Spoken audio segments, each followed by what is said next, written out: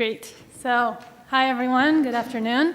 My name is Michal Luria. I am a PhD student at Carnegie Mellon University, and today I will be presenting a research project that I did in my previous lab at the Media Innovation Lab at IDC Herzliya in collaboration with Hoffman and Oren Zuckerman, where we compared a social robot to screen and voice interfaces for the home. And so, this is a really exciting time to explore interfaces for the home and interface modalities, because after many years where there are promises that we're going to have assistants in our home, we can finally see it happening, and all kinds of interfaces are starting to enter the homes. And the interesting part, as we think, is that nobody really knows yet what is going to be the most dominant interface. And we think that this is a great time to both compare the different interfaces that currently exist, as well as to maybe suggest new interfaces.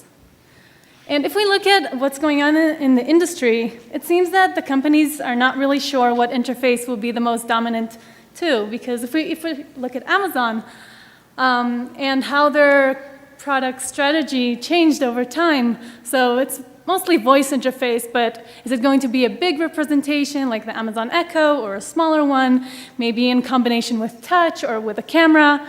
And the newest release, it's not even a release, it's just rumors, but maybe it's going to involve a screen as well. And so another candidate that we've been hearing a lot about are social robots. And a lot of companies in the industry, as well as the academia, are suggesting all kinds of robots that could be suitable for a home assistant, kind of like we know from some movies. But most of these robots are still combining screens and voice interfaces, voice and screen interactions. So this is what inspired us to create VO. VO is a robot that combines embodied interaction as its major modality. And so both input and output of this robot are embodied. In order to control the robot, you place physical icons on the robot's turntable. Each icon represents a device in the home. And the robot reacts in also embodied gestures that are expressive. So let's watch a short clip.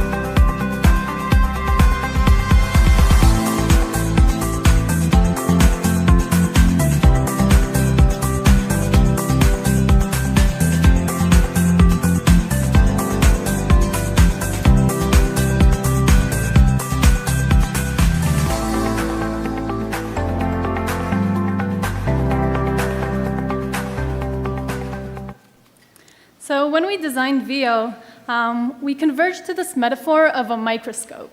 A microscope is a scientific tool, and it allows you to explore. If you remember using it as a child, it's kind of exciting and engaging, but it also puts light on things and allows you to examine things in a deeper level.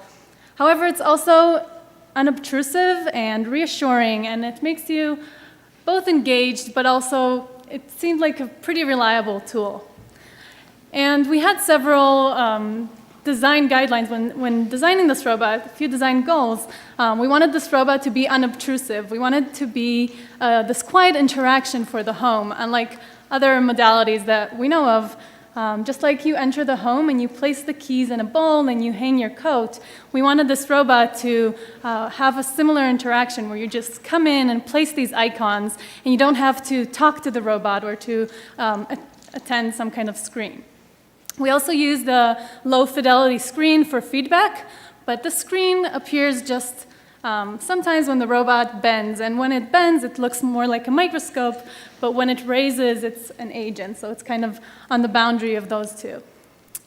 A little bit about the technical details of this robot. It has 5 degrees of freedom, 1 in the base and the rotating table, and 1 in the hip, a big one, 2 in the neck, and the rotating face.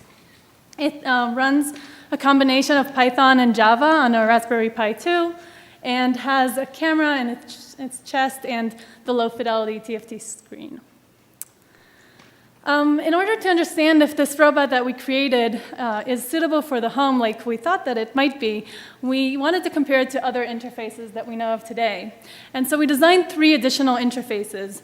We designed a voice speaker that has both input and output voice interaction, a wall-mounted screen that looks like a home panel, and a mobile application that participants had to carry around as if it was their own. And we asked some research questions. We were interested in how the change in the interface would influence participants' perceived flow and usability. Flow is a combination of focus, engagement, and enjoyment. It's a measure that's frequently used in HCI. We also were curious about the distraction and the cognitive load that each interface creates, as well as what is the situation awareness that people have when using the interface, which means how aware are people of what is going on in the home, because we thought it was important that people have a sense of control. And finally, we wanted to understand what do people prefer, what do they feel more comfortable with, what do they enjoy, and what feels natural. And so in our experiment, we asked participants, 43 participants, they were in the simulated place of a smart home where they had different controllers for the home. They had 4 interfaces in the same room, and each participant had to control that home using one of 4 interfaces while being loaded with a cognitive task that I'll explain in a minute. And so each participant had 4 rounds. It was within participants, and had to, in each round, use a different interface to manage their homes. And so this is how it worked. Participants had to copy words from one side of the room to the other by remembering them and copying them on the other side. And every time they heard a knock on the door, they had to stop the copying, go to the task list, and do the next task on the list by using one of 4 interfaces. And then at the end of the rounds, we talked to them to better understand with interviews, as well as answering questionnaires throughout. So the ways that we measured the different questions that we had, we used questionnaires, as I mentioned, after each round to measure the flow and usability of using each interface. We also counted the number of words that they managed to copy with each interface for distraction and cognitive load. And finally, we conducted semi-structured interviews to understand the situation awareness, their preferences, and also open to other themes that we didn't think of. So in the results, our main finding was this trade-off between flow and usability. It was interesting to see how each interface had this kind of trade-off between them. So if we look at the robot, it was rated highest on flow. People were very engaged and enjoyed the interaction very much. However, it was rated lowest on usability. And vice versa, if we look at the screen interfaces, they were rated low on flow. People weren't excited about it, but very high in usability. The voice interface was somewhere in between. And so we think that part of this could be due to a novelty effect, a new interface, it's exciting, it's fun, but we also don't know how to use it. However, our participants didn't use the voice, most of them didn't use voice interfaces before either, so that kind of does not really explain the findings in that sense. We also found some qualitative themes that we thought were very interesting. First, this idea of sense of control kept coming up in interviews.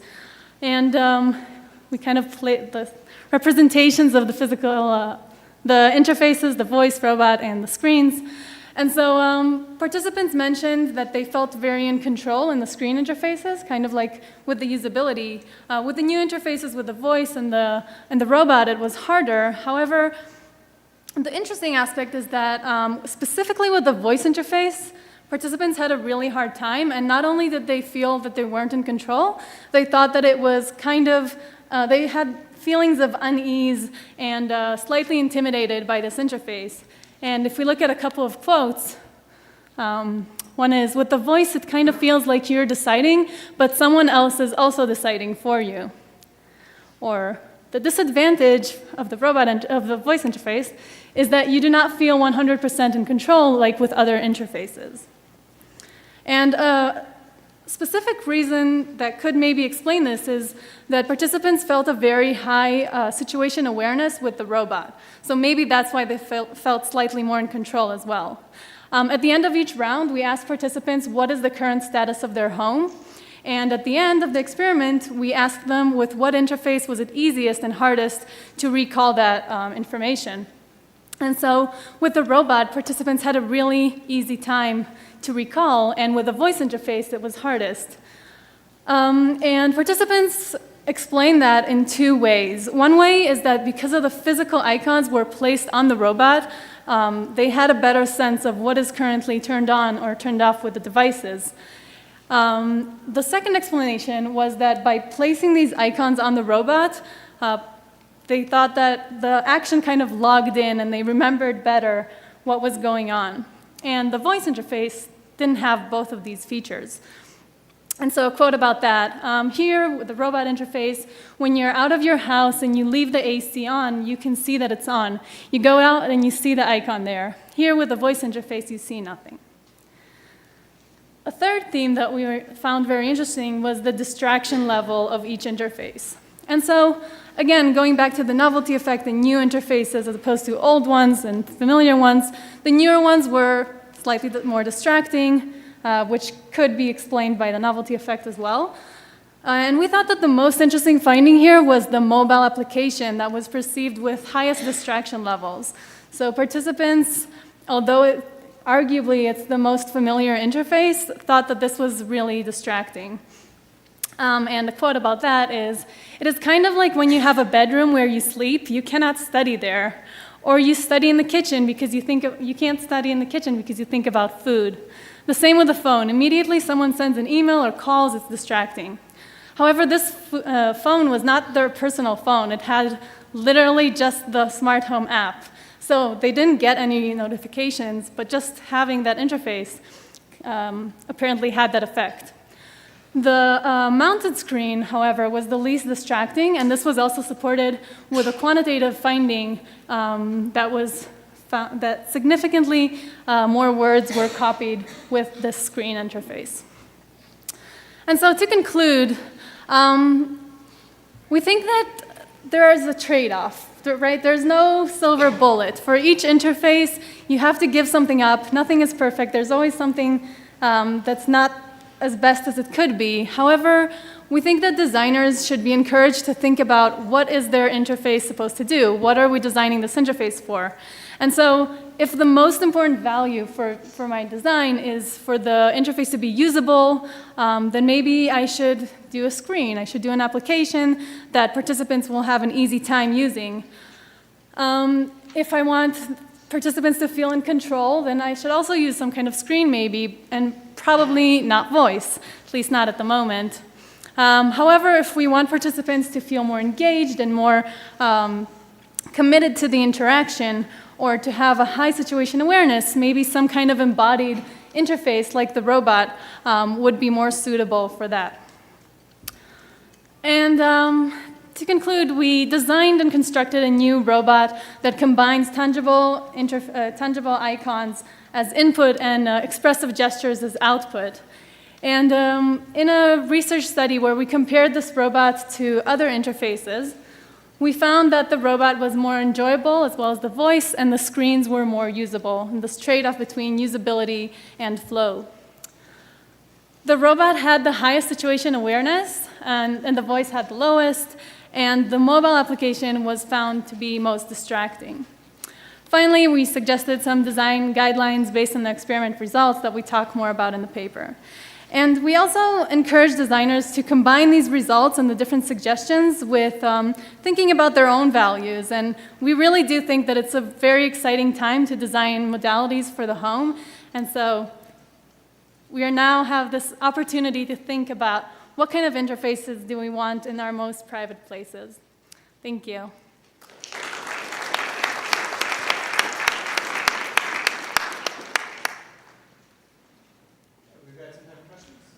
Really really cool presentation. That's an awesome project. I love it. Thanks for sharing. Thank you. I'm wondering, you didn't talk about it too much, so maybe it wasn't the main focus of the paper, but you mentioned on one slide that the robot moved nervously if something was kind of broken out of place. Yeah. I'm wondering if you did any kind of assessment of users' experience, if they noticed the nervousness, or kind of what other affective, I guess, gestures you incorporated. Yes, so thank you for the question. One of the aspects that we were really interested in when we designed the robot was to be able to have this peripheral interaction with the robot where it's really nervous when something is critical, but when it's something small, then it just has this peripheral gesture that you would notice, but you don't have to attend to now. Unfortunately, we didn't evaluate it in this study, but it's definitely our plans for future work. Thank you. Hi, very good work. So this is Hoffman from Purdue University. I have a very quick question. Can you provide a little bit more comment on that, the fact that we usually share home with our friends or our family? So how do you foresee that we can perform such a study when users are sharing room and do interactions with the same infrastructures? Could you repeat, when we share room, how would we interact? So usually we share the same infrastructure, the smart home. So how will users actually perform the interactions with this environment? So I hope I understood your question, but we thought of these interfaces as ones that would connect to all the devices and you would be able to control. And so in terms of the technical aspect of the robot, is that what you're asking?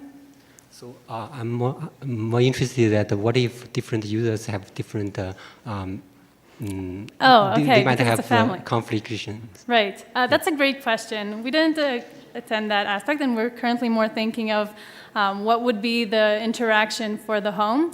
But it's definitely a great question. And we also had a lot of comments about that the icons would be great for kids and this kind of family type of engagement.